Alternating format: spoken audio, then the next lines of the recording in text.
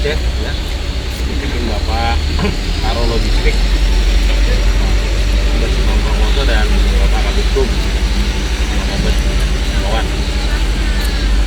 Kegiatan beliau adalah melakukan pengecekan di pos penyekatan ya, menjelang berakhirnya masa penyekatan ini.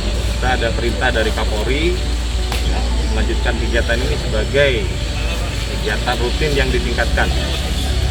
RID setiap kendaraan arus balik ya diwajibkan untuk membawa hasil swab atau rapid test yang menyatakan bahwa bebas COVID.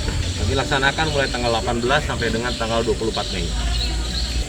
Untuk yang keluar kita wajibkan juga ada surat swab itu. Karena nanti kalau tidak ada akan kena juga di pos penyekatan kabupaten berikutnya, Sumatera Utara. Untuk yang reaktif nanti kita perintahkan untuk karantina mandiri ya. Jika memang yang bersangkutan tidak mau, kita tidak perbolehkan untuk melintas.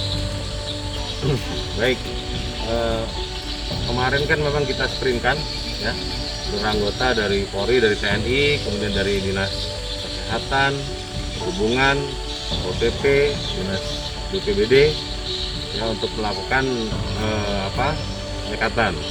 Setelah itu diperpanjang selesai tanggal 17, tanggal 18 kita akan perpanjang sampai tanggal 24.